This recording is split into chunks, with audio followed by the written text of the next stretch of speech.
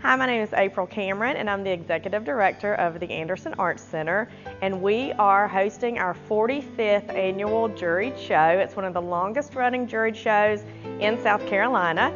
This year we had a wonderful juror from Georgia State University. Joe came and spent the day with us to look at more than 260 pieces of artwork that were submitted for this show. We had 126 artists to submit entries, and it was very different and unique this year given the coronavirus situation.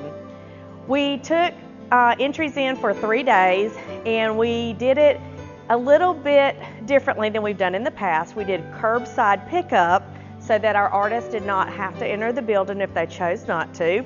We wore rubber gloves, we had hand sanitizer, we sprayed and Lysoled all of the doors so that anybody that came in or out would have more protection than usual. And we're happy to say that the numbers only dropped slightly from the number of people who typically participate. We're very happy with the turnout this year. And finally, this has been a very unusual entry and intake and show situation for us. Our plan is to do a virtual tour of the galleries so that everyone can see what we have available for purchase and just the entries that came in, very unique and different and varied, so that you can see it online through Facebook, our social media, our website, but also if you feel comfortable coming to the galleries when everything is clear for people to enter back out into the world, we hope you'll come see us here as well. On a positive note, we are hopeful that we will be able to have a closing reception in May. Typically at an event like this, we would have an opening reception at the beginning of the show, but this way we can have something at the end of the show to still give out awards publicly and recognize the artists who entered such great work. Hi, let me tell you a little bit about myself. I'm Joe Peragine, obviously, and I'm the director of the School of Art and Design at Georgia State. I've been there for about 25 years. Actually got my master's degree there before continuing on and teaching and working my way up the ranks. I went to University of Georgia back and graduated in 1983, lived out in California and San Francisco, worked in galleries and museums, worked for artists. The whole time I was making art and, learning how to talk about it and how to communicate. This is my first visit to Anderson, and it's been a pleasure getting to see the building, getting to see all this work. It's an honor being able to review it all. There's a lot of work that didn't make it in the show that was very good, and I just want to apologize for that. Obviously we had to cut it off somewhere, but there was a lot of very talented artists working here in this community, so you should be proud of yourselves and you should continue on and continue to make art.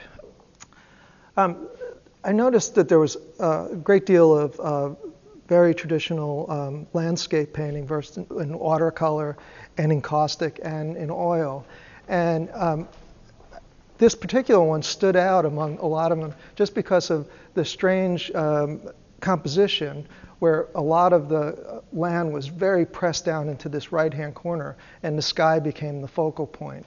Again, there was a number of really well-done, technically sound landscapes to choose from, but this one just really caught my attention. I also think that the kind of color shifts in the sky, the warm and cool, and then that a little bit of a distant sort of, sun just setting was really quite intriguing. What I really liked about this piece is the hard edge and crisp painting makes it seem much more simple than it actually is. It seems to be that there's multiple planes on top of one another and like windows within windows. And it's one of those paintings where if you look at it quickly, you think you understand it, but the more you look at it, the more enigmatic it becomes. There's just, again, a vista here and a vista here, and then the text within the window, and it spells out "Oi," which is in the title of the piece. And it's a little bit strange to me working on a show like this where all you're looking at is the visuals. You don't have any bio of the artist. You don't have any kind of intention of the piece. But I tend to look at something like this and start to create a story by unlayering all the different elements that are in the painting. This happened to be one of my favorite paintings, and there's something, again, just very satisfying about the layering and the complexity of it. And one of the things I always talk to my students is that when you're building up layers, you know it's done when you can't figure out what came last. What was the last mark you made on a painting? And I think this is a perfect example of that. You see all these steps, and it would take an inordinate amount of time to try and figure out what the last mark was, because you can see some of the painting marks are transparent, some are opaque, some are semi-opaque, and you get these little windows into the previous layers. And then you also get something where it scrapes back through a paint. So you got something on top and then scrape back through. And it's just a very satisfying painting to look at. And there's also little pieces of tape left in there, and also a little bit of collage that got left behind. And so there's a sense of that the painting developed, and you can see the artist's mind, sort of what's being left and what's being acknowledged as being finished as they went along with the painting. Actually, I've known Kent Ambler's work for quite a bit of time, and I'm a big fan of his work. And this is very similar to a lot of his work, where you get the sense of movement through the piece. He uses birds quite effectively. But there's also just a sense of calm about them. And he's quite an accomplished printmaker, using woodcut printmaking. And again, this is another one of those situations where something might look simple, but if you unpack how this is done, it's multiple layers, and it's registering all those layers and sort of building up the color from back to forward. So these are really quite beautiful pieces. And like the previous landscape, I don't know why I'm sort of interested in the way that the bottom of the painting is all the action, which is typically center stage on most landscapes, is way down the bottom. And somehow that creates this psychological effect that I think is really, intriguing. The surprising thing about this piece is that it's not what you would expect. When I was looking at the work on the floor with the dim lighting, I assumed it was just an abstract painting done with acrylic paint or oil. But it was such a nice surprise to see all the stitching, and each one of these shapes was individually cut and pasted and sewn onto the canvas.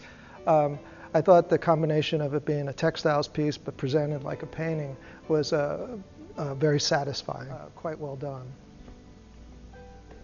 The last piece I'm going to talk about is one of the sculptural pieces.